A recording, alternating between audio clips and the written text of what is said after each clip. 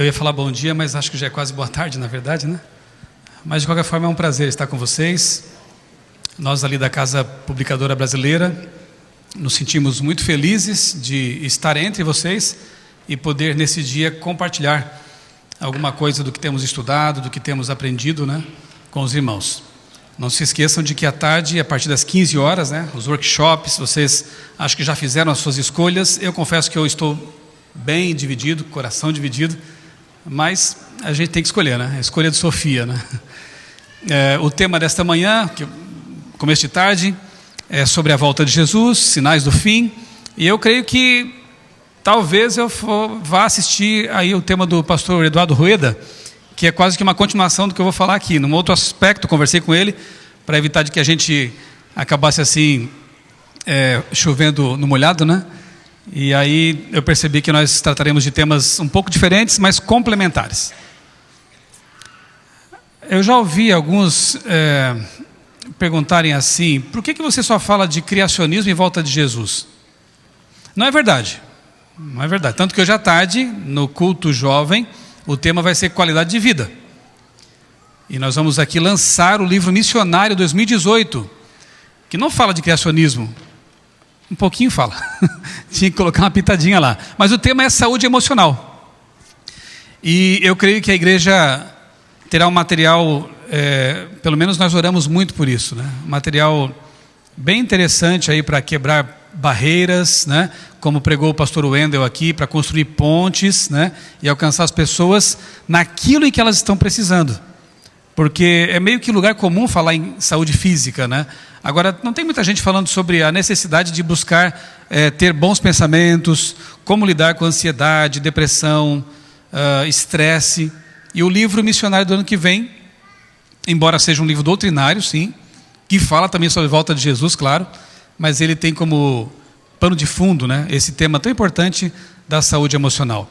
Mas para aqueles que me perguntam por que eu só falo de criacionismo e volta de Jesus, eu respondo assim: você sabe a que igreja eu pertenço? Você sabe qual é o nome da minha igreja? Sabe? Qual que é? Adventista do sétimo dia. Bom, então acho que aí já dá para ter uma ideia por que eu falo tanto desse assunto, né? Se você conhecer um adventista que não fala em volta de Jesus e nem sobre o sábado, memorial da criação, desconfie desse indivíduo, porque ele está negando o seu DNA. E um outro motivo que me faz pregar bastante sobre esse assunto, embora não seja o único, há muitos assuntos apaixonantes, porque a nossa igreja recebeu de Deus um tesouro de revelação, mas outro motivo é porque até os meus 18 anos, eu não conhecia nada disso.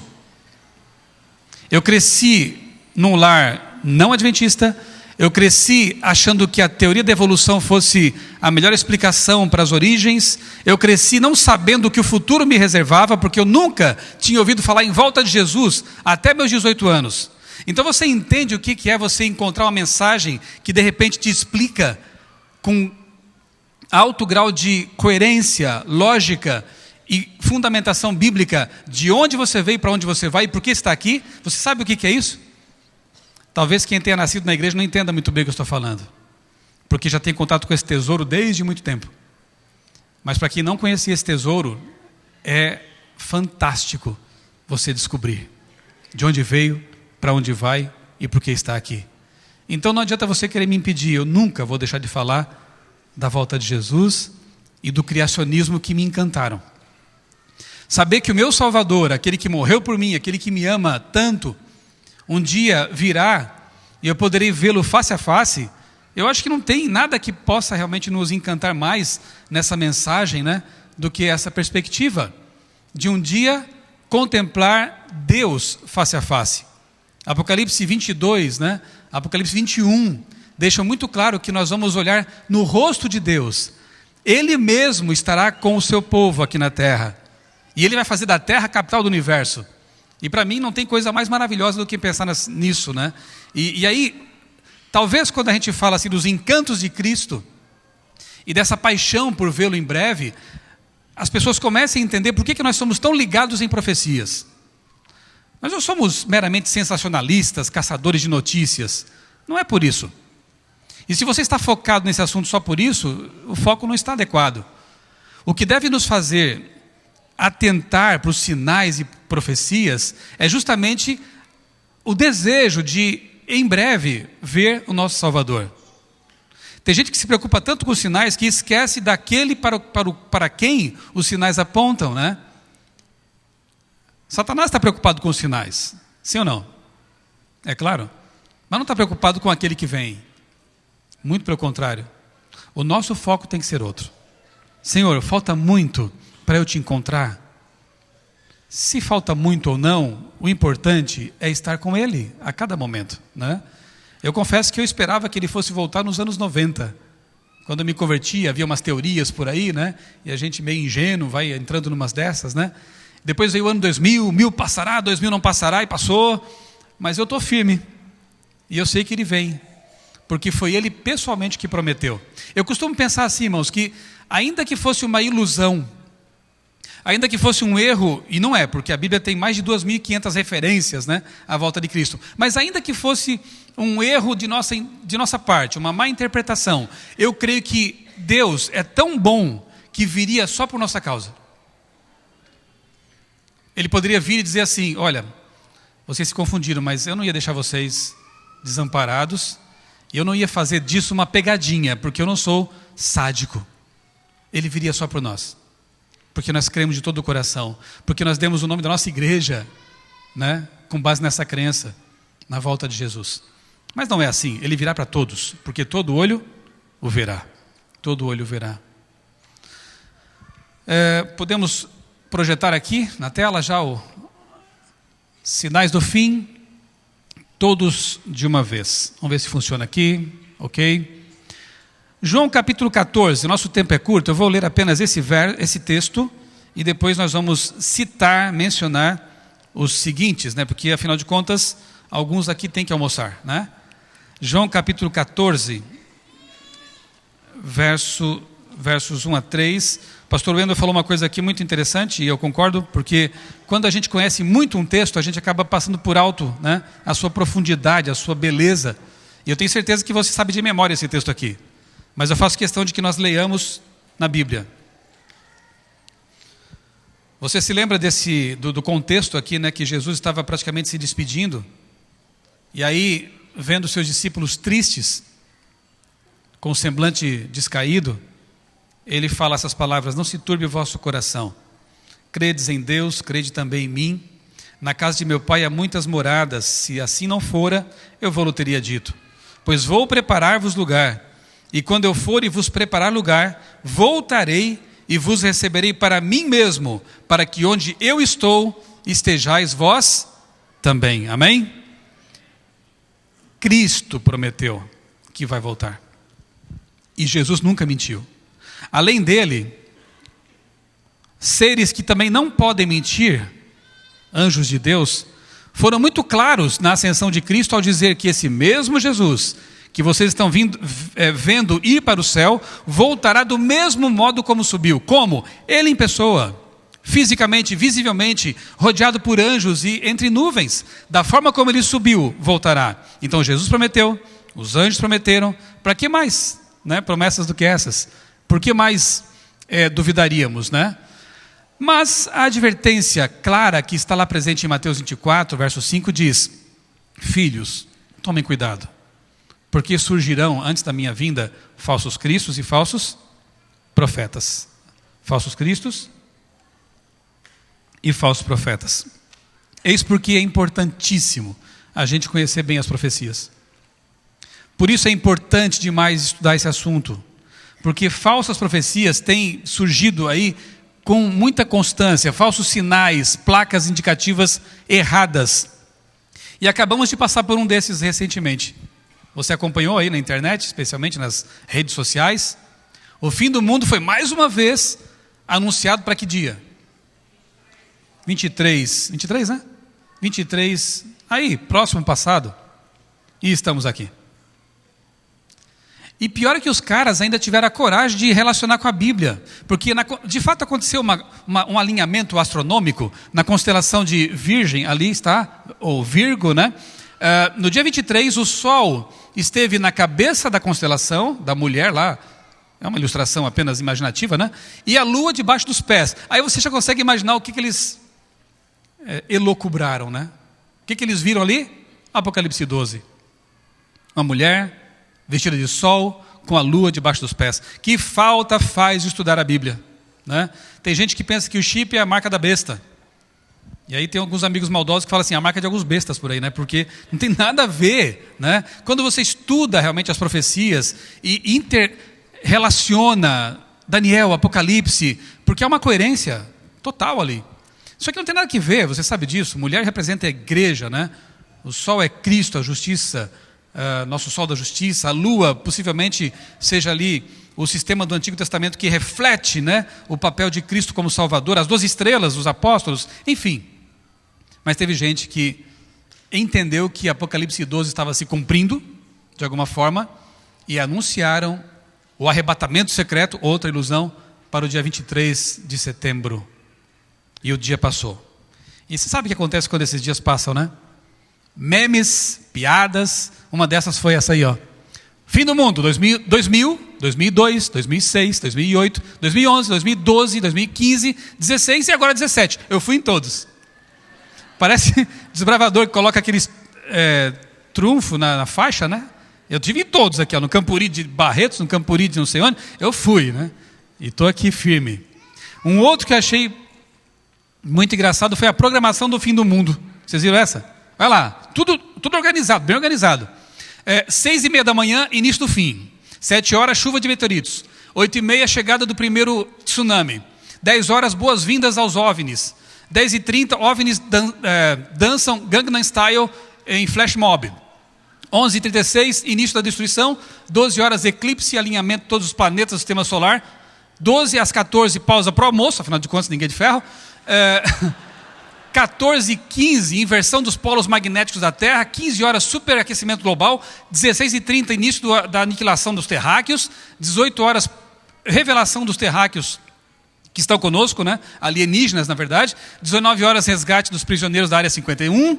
20 às 21, pausa para o jantar. 21h10, aproximação do planeta Nibiru. 22 horas, revelação do amigo secreto dos UFOs.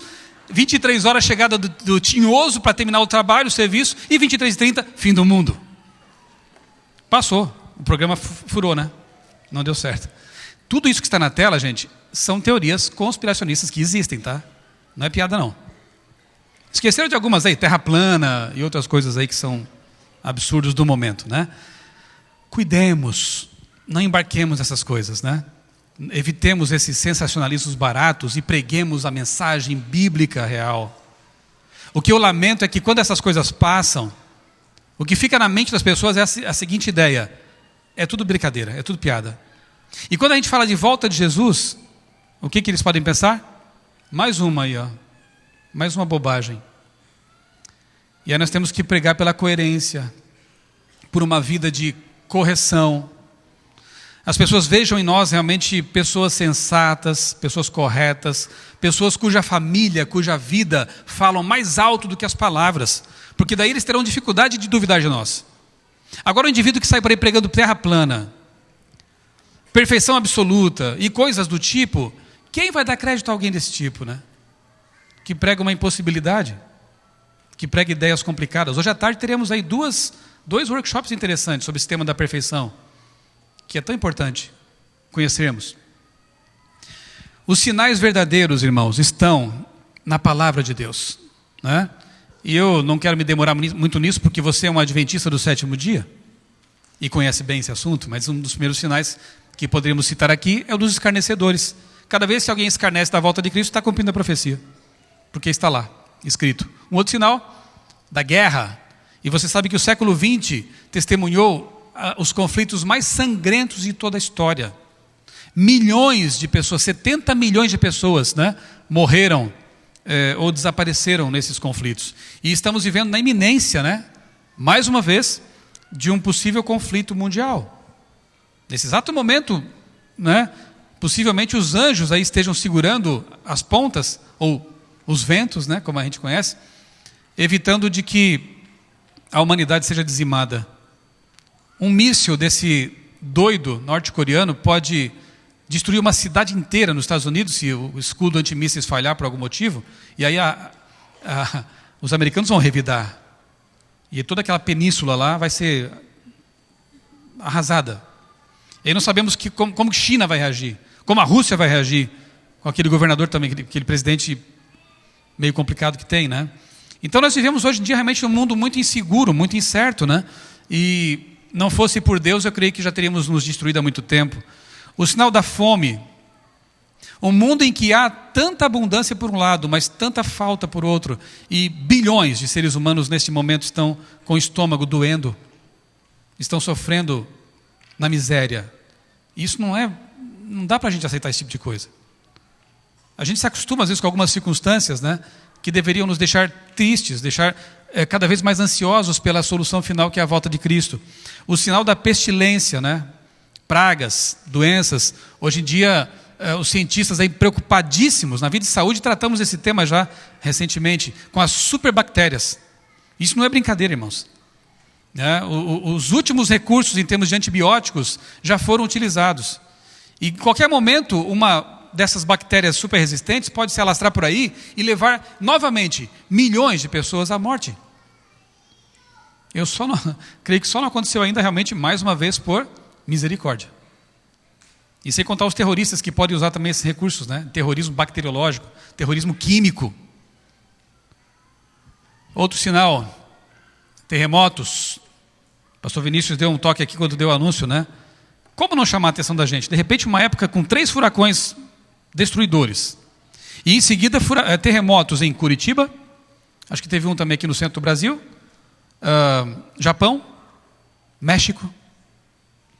E depois eu vou mostrar um gráfico para vocês do acompanhamento que alguns cientistas, geólogos têm feito do aumento progressivo do número de terremotos, né? Isso já tem gráficos que mostram. Mas eu quero mostrar aqui uma cena. Pode soltar para mim, é só clicar no meio da tela. O terremoto que recentemente devastou aí boa parte do México, né? Da cidade do México. Foi algo muito triste ali, né? Não sei se você viu as imagens, né? A gente, como mora meio longe, talvez fique um pouco distanciado da situação, mas hoje, com a acessibilidade de imagens e informações, a gente fica mais próximo, parece, né, dessas situações. E são muito tristes, realmente. Muito tristes. Dezenas de pessoas perderam a vida e milhares ou talvez milhões perderam posses, perderam propriedades ali. E você sabe que o México está localizado naquela linha delicada, né, da falha de Santo André, ou San Andreas, né, que vai lá para cima na Califórnia. E isso aí não é quando, não é se vai, é quando vai. Aconteceu o tal do Big One, o terremoto aguardado que pode devastar toda a costa leste norte-americana. E quanto mais o tempo passa, pior, porque a tensão ali entre as placas vai se acumulando. É como se você tivesse uma placa empurrando outra, como se não, é assim, né? E se não houver um pequeno terremoto de vez em quando para liberar essa tensão dinâmica, acumulando, a coisa fica muito mais poderosa. E já faz um bom tempo que não ocorre um terremoto devastador ali na Califórnia. Então, é algo preocupante. Tempos difíceis, conhecemos bem esse sinal também. O temor, né? Homens desmaiando de terror, de medo das coisas que vão sobrevir. Atentados terroristas em todo lugar.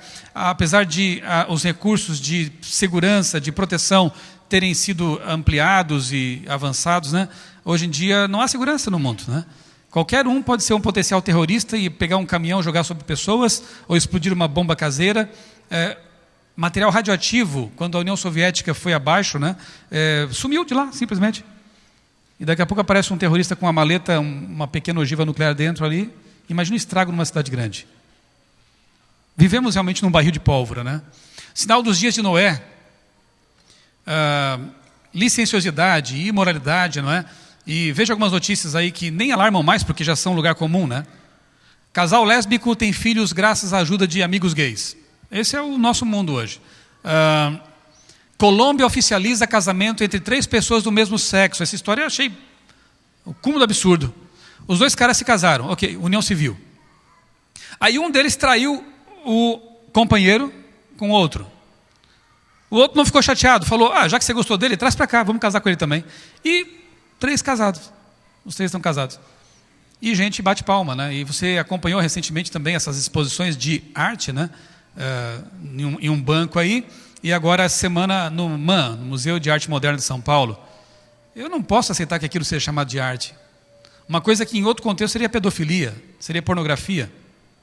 Seria expor crianças, né, a conteúdos que quebram a inocência delas. Eu vou publicar agora na edição de novembro da revista Vida e Saúde um artigo escrito por um psicólogo adventista, achei muito interessante, em que ele fala da gravidade que é quebrar inocências precocemente. As crianças nunca mais se recuperam disso. E nós estamos vendo no mundo hoje uma desconsideração total para com isso, para com a infância, para com as inocências, né? É um absurdo. E realmente, em alguns aspectos, eu acho que estamos devendo já para Sodoma e Gomorra, né? E finalmente a pregação do Evangelho em todo o mundo, né? Que é o sinal que antecede, de fato, a volta de Cristo. E graças a Deus estamos vendo isso acontecer neste momento. Há muito a ser feito ainda, claro, né? Alguns países são ainda impenetráveis, mas eu louvo a Deus por recursos como a internet, como a TV, o rádio, né?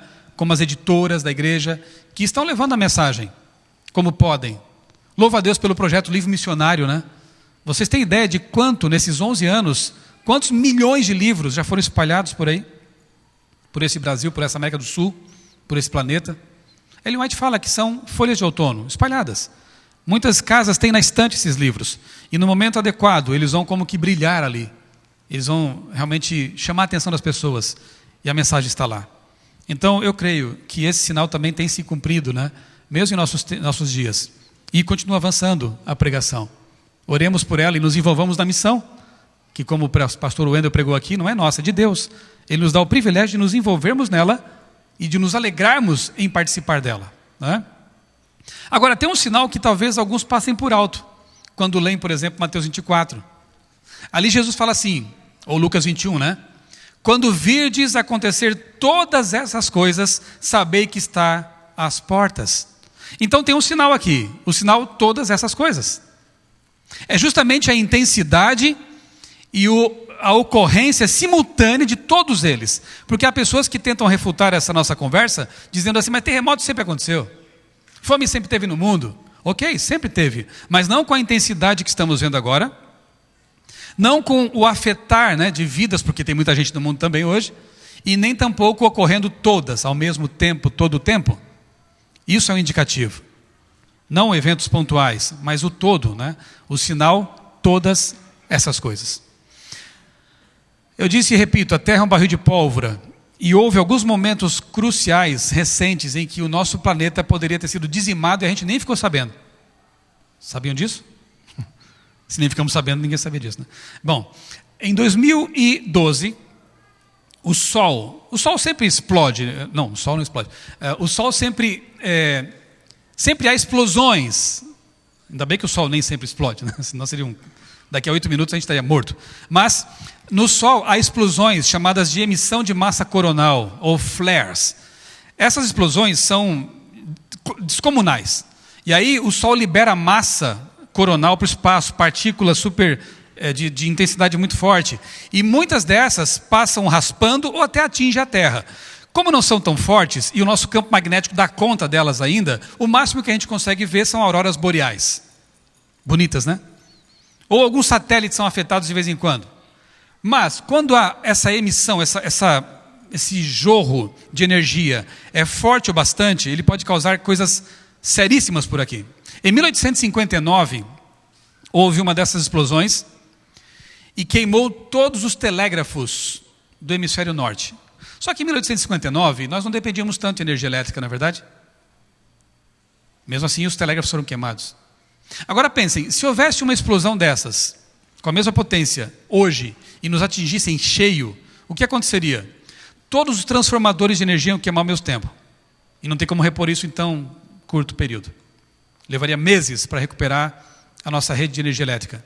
Sem energia elétrica, sem internet. Sem internet, sem operações bancárias. Sem bombas de combustível. Sem navegação por aviões. Você já pensou no caos que esse planeta entraria? Em 2012, uma explosão dessa magnitude aconteceu. Só que, como disse um cientista, quer ver a declaração dele? Daniel Baker, professor de Física Atmosférica e Espacial da Universidade do Colorado, ele disse: se a erupção solar tivesse acontecido uma semana antes, a Terra teria sido atingida em cheio. Gente, por uma semana, em 2012, a gente não voltou à Idade Média. Nesses momentos, não, tem outros casos, deixa eu citar aqui rapidamente, por exemplo, o gráfico que eu mencionei a vocês, ó. Desde que fazem acompanhamento por sismógrafos, né? Você tem aqui, por exemplo, 1960, 1970, 80, 90, 2000. 2008, aqui é o último. Tem gráficos, mas eu tinha que atualizar isso aqui. Mas enfim, você percebe que é uma tendência nem é uma tendência, é uma explosão, né? De tremores, terremotos de magnitude superior a 6, tá? Não estou nem considerando aqueles mais fracos, como o que atingiu lá Curitiba, que foi de 4, superior a 6. Olha aqui, se alguém disser que não está aumentando, realmente falta acompanhar os dados, né? Além disso, lá nos Estados Unidos tem um supervulcão localizado no Parque do Zé Colmeia, no Yellowstone, né? Um vulcão meio ativo, porque tem os geysers, né, que liberam ali vapor, né? Mas está ali, debaixo do pé daquele pessoal que vai visitar ali, os turistas, há um super vulcão que, se entrasse em erupção, explodisse em algum momento, levaria pelos ares 100 milhas ao redor. E afetaria 500 milhas, um raio, ao redor ali com aquelas massas piroclásticas, aquela fumaça toda, né? E tal. É ou não é um barril de pólvora, gente? E pensem, se acontecer uma coisa dessa, o que seria da economia mundial logo em seguida? Crises, né, econômicas e dinheiro que vai faltar, porque para recuperar tudo isso aí são trilhões de dólares, né? Tudo isso não para assustar vocês, né? Eu sei que vocês creem em Deus e não tem medo dessas coisas, né?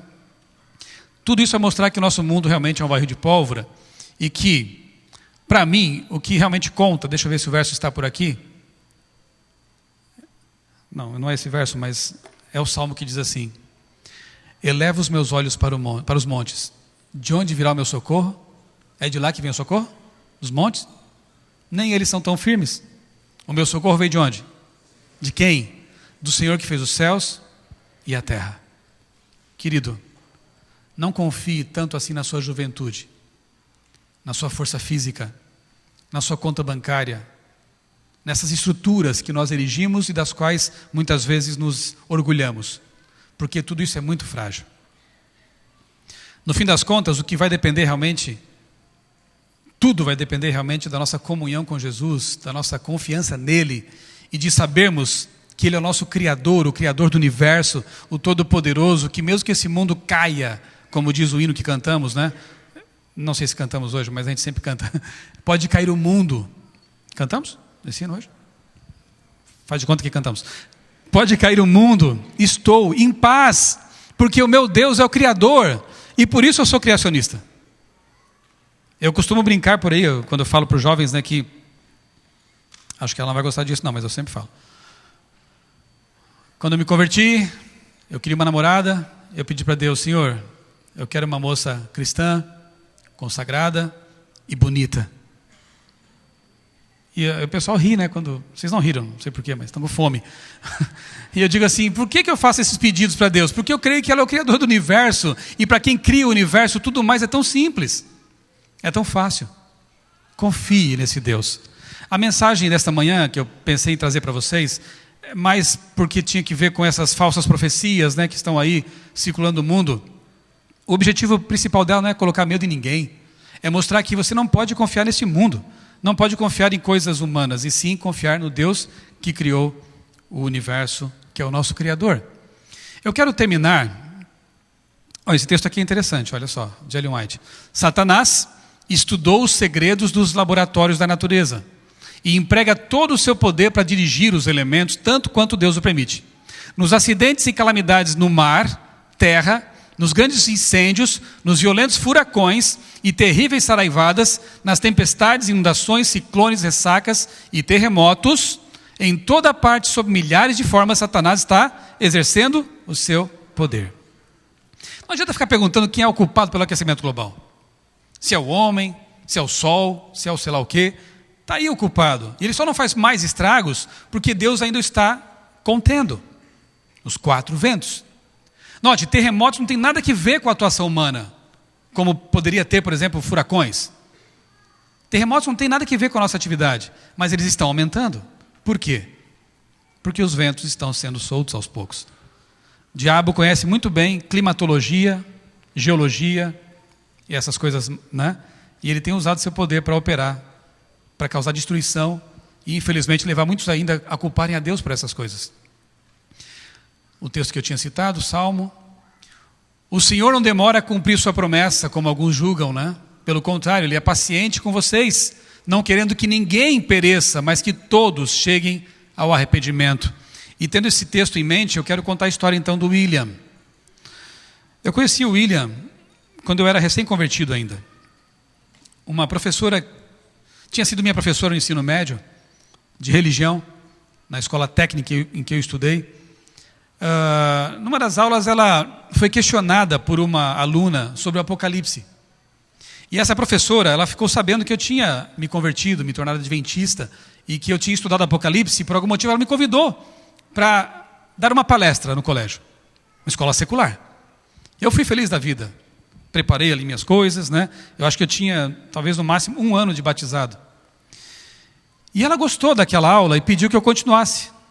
Seria bom para ela, ela ganharia o salário e eu daria as aulas para ela, né? Mas enfim, eu aproveitei a oportunidade.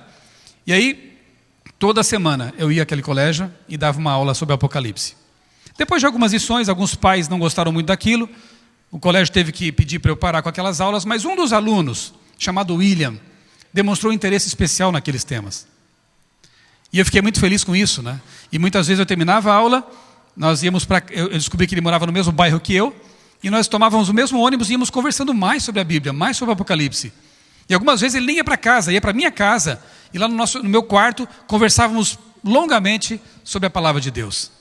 Para encurtar a história, depois de algum tempo, William, que tinha 15 anos, ele se apaixonou por Jesus, se apaixonou pela mensagem adventista e foi batizado lá em Criciúma, na igreja que eu frequentei e na qual eu fui batizado também. Foi um dos primeiros frutos missionários, um dos presentes que Deus me deu, né? Os anos se passaram, eu fui fazer faculdade, nós nos distanciamos, né? Geograficamente falando. Depois eu fui chamado para a CPB, já estou lá há 20 anos. E ao longo dos anos, o William, infelizmente, era bem jovem na época, ele voltou a se relacionar, não que isso seja um mal em si mesmo, né? Com os amigos de antes, mas ele acabou sendo influenciado por eles, foi enfraquecendo na fé e acabou saindo da igreja, o que me deixou muito triste. Eu me lembro que numa dessas vezes em que eu fui a Criciúma, isso muito tempo atrás já, ele foi conversar comigo em casa e nós choramos os dois. E ele me dizia assim: Michelson, eu preferi que você nunca me tivesse falado essas coisas, que eu sei. Porque agora eu não sou feliz nem lá fora e nem aqui dentro. Eu não queria que você tivesse falado de Jesus para mim. Isso me machucou muito, irmãos. Eu só pude dizer assim: William, eu não vou nem pedir desculpa para você, porque eu te dei o que eu tinha de mais precioso, Jesus. E eu vou continuar orando por você, para que esse Jesus nunca te deixe em paz, enquanto você não entender que é só com Ele que você pode ser feliz, que você pode ter vida plena.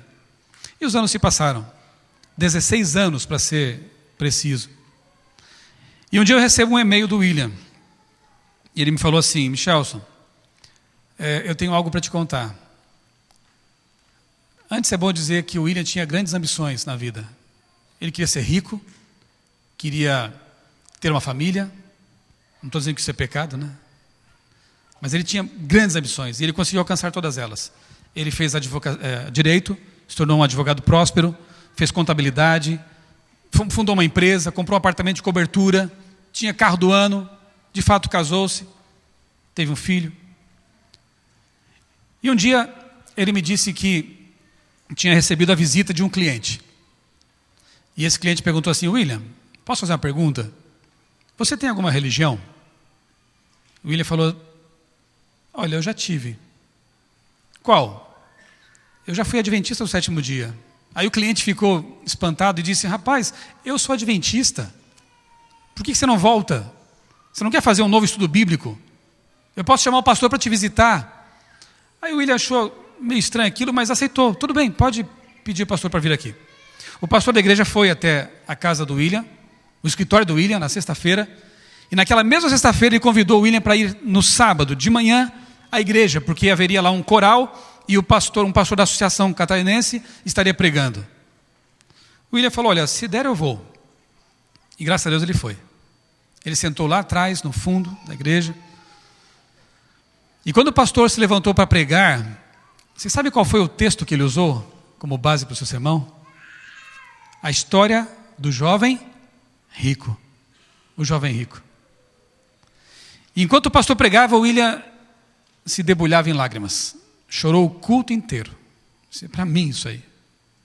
O jovem rico que não sabia se estava salvo.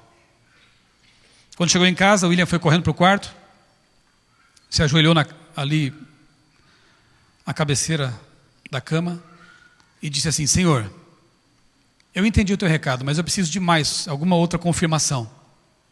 Eu tenho que ter certeza do teu chamado. Eu vou abrir a Bíblia, eu quero que tu fales comigo. Ele abre a Bíblia, em que texto? Um jovem rico. Um jovem rico. E aí ele disse que não podia mais resistir ao chamado. O William não precisava de estudos bíblicos, porque ele já conhecia tudo. Ele já tinha lido vários livros de Ellen White, conhecia muito bem a Bíblia.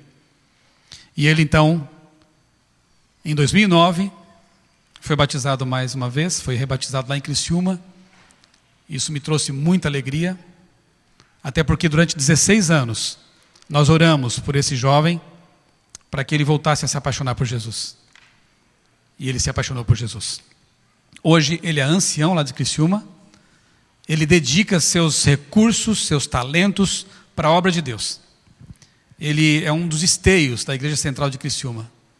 E por que eu conto essa história para você? O William, ele me disse depois de batizado o seguinte: eu consegui tudo o que eu queria. Eu consegui dinheiro, um apartamento de cobertura, carros, tudo o que eu queria. Mas quer saber? Eu nunca fui tão feliz quanto quando eu tive lá meus 15 anos e frequentava esta igreja. Nunca fui tão feliz quanto naquela fase.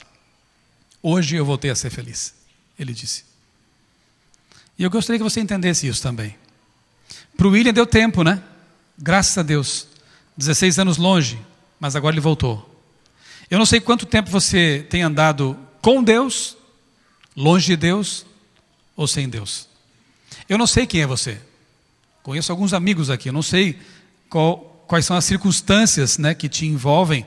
Eu não sei pelo que você está passando neste momento. Se a sua fé está firme em Jesus. Se você continua crendo no seu nome de adventista do sétimo dia. Se você ainda guarda o sábado como um presente que Deus te deu, o memorial da criação. E se você ainda crê que Jesus vai voltar. Não sei.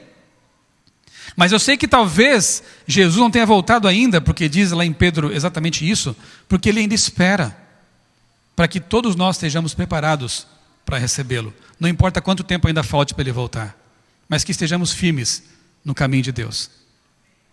O que Deus fez pelo William, Ele pode fazer para você também nesta manhã. O chamado que Ele fez para o William e a mim também, Ele pode estar fazendo neste momento para você. Que chamado? Entregar a sua vida a Jesus. Dizer para Jesus: Senhor, eu tenho medo, eu tenho receios, mas eu quero crer de todo o coração na tua vinda. E eu quero aceitar a Ti como meu Senhor, meu Salvador, o meu Criador. Eu vou chamar os arautos para cantar a última música. Eles vão cantar sobre a volta de Jesus. Sim, é sobre isso mesmo. E eu quero te falar o seguinte: sabe qual foi uma das coisas mais importantes que eu já fiz na minha vida? Foi ter aceitado um apelo, lá nos longínquos anos 90, quando um pastor, um pregador foi até a nossa igreja, num congresso, pregou sobre a volta de Jesus, os sinais da volta de Jesus. Isso já faz mais de 20 anos. E no final um conjunto cantou uma linda música. E o pastor convidou aqueles que quisessem a ir à frente para receber uma oração especial. Quer saber? Foi uma das coisas mais importantes que eu fiz na minha vida. Porque aquilo mexeu profundamente comigo e eu firmei um compromisso com meu Deus. E eu pedi para Deus: Senhor, não permita jamais que nada, nem ninguém, nem eu mesmo, me afaste de Ti. Se algum momento passar pela minha cabeça, Senhor, o pensamento de que eu quero abandonar Teus caminhos, bloqueia isso. Se for preciso arrancar um braço, um dos meus braços, para que eu nunca Te abandone, Senhor, está autorizado. Eu Te permito, eu Te autorizo, Senhor, a tomar conta da minha vida e não deixar que eu jamais abandone Teus caminhos. Eu não vou orar para Deus te arrancar um braço, pode deixar. Mas eu quero orar para que Deus toque o teu coração, para que Ele faça uma cirurgia em você e mude a sua vida. Então vai ser um apelo mesmo, porque eu creio em apelos, eu creio no atender ao chamado de Deus. E enquanto o quarteto canta esta música, eu quero te dar a oportunidade que eu tive há mais de 20 anos, de se levantar diante do universo e dizer: eu quero ser do Senhor, quero permanecer com Ele firme até o fim. E se você quiser fazer isso, há espaço aqui, eu creio que há. Vamos levantar, vamos aceitar esse apelo e vamos entregar nossa vida a Jesus. No momento que você sentir o Espírito Santo chamando você, porque Ele vai chamar, não espere, não deixe para depois. E se já fez isso semana passada, faça de novo, porque a nossa vida é de decisão em decisão, até a volta de Jesus. Combinado? Que Deus te abençoe e que o Espírito Santo toque a sua mente e o seu coração. Amém.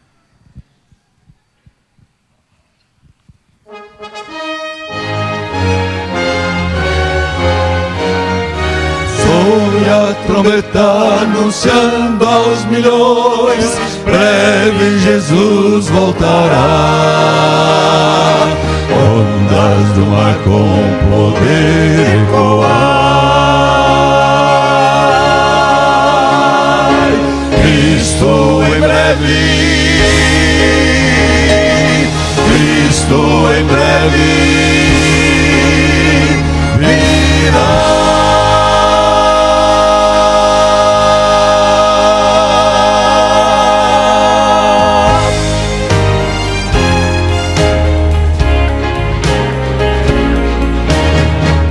Jesus voltará muito em breve, seu reino de paz já podemos sentir.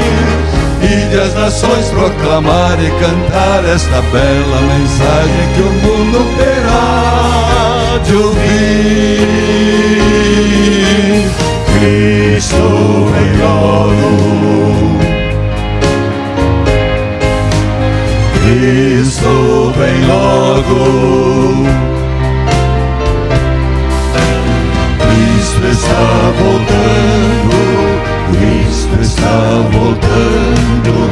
Cristo em breve retorna, seu reino de paz já podemos sentir. Nova esperança Ele trará, paz e justiça vai restaurar.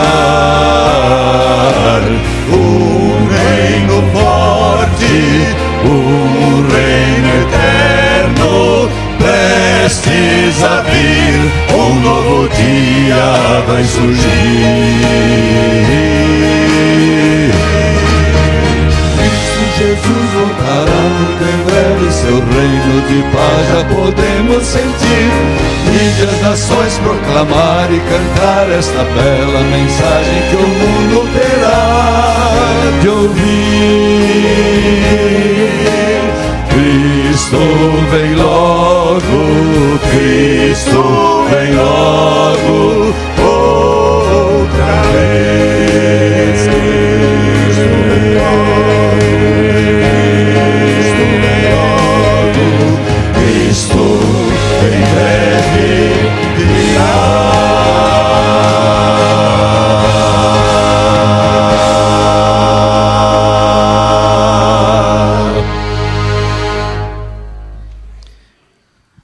Alguém que, quem sabe, precise de uma oração especial para reconsagrar sua vida a Cristo, talvez passar pelo batismo, por essa experiência maravilhosa, talvez declarar para todos que eu quero voltar para Jesus, estar com Ele para sempre, que gostaria de vir aqui pertinho para receber uma oração de reconsagração, de entrega. Eu não gostaria de terminar esse culto e fazer oração, sabendo que eventualmente possa haver alguém lutando interiormente para dar esse passo. Há alguns que vieram aqui perto, outros estão em pé, declarando diante de Deus, dos anjos, o seu desejo de ser inteiramente fiel. Mas se houver alguém que queira vir aqui pertinho para uma oração, como esse garotinho, qual é o seu nome? Como o Arthur, que está aqui pertinho, como esses outros meninos, seu nome? Pedro, o Luca. Deus seja louvado pela decisão de vocês. E outros mais. As crianças são sempre mais sensíveis, né? Que vocês amem a Jesus para sempre, viu? Se Deus quiser, vocês vão crescer correndo nas ruas de ouro. Assim Deus queira, né? Nós queremos, né? Podemos orar? Feche os olhos. Vamos conversar com o nosso Deus, o nosso Criador. Bondoso Deus e Pai, damos-te graças por esta manhã de pregações, de decisões. Damos-te graças porque Teu Santo Espírito nunca cessa de nos convidar, de falar ao nosso coração. Obrigado pela promessa de que não nos deixarias órfãos, porque a Tua palavra está permeada pela promessa da volta de Cristo, porque Tu deixaste ali tantas evidências, tantas mensagens que nos dão a certeza de que, ainda que demore ou mesmo que pareça, Tu voltarás. Nós queremos mais uma vez entregar a vida em Tuas mãos, que Tu conduzas nossos passos, nosso presente e nosso futuro. Este é um mundo perigoso, é um mundo frágil, tantas pessoas sofrem. Nós não queremos confiar nas coisas deste mundo, queremos confiar em Ti. E Te suplicamos, Pai, que voltes logo, para terminar nosso sofrimento e daqueles que sofrem muito mais do que nós.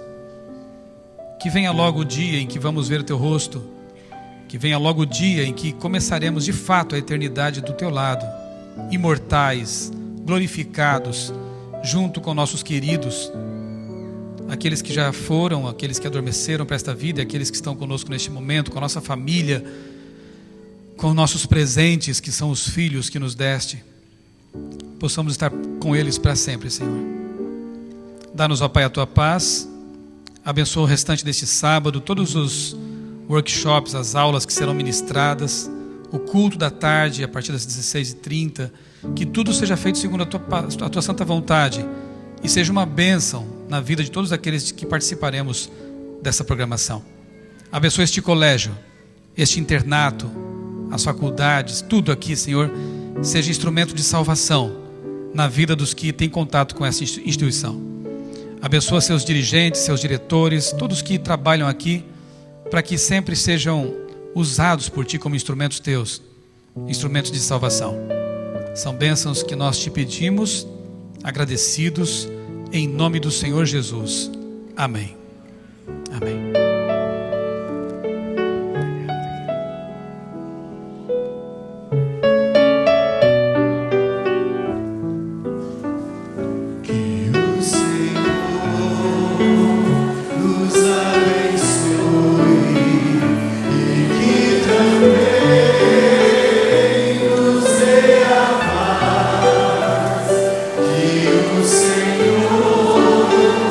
Nos acompanhe.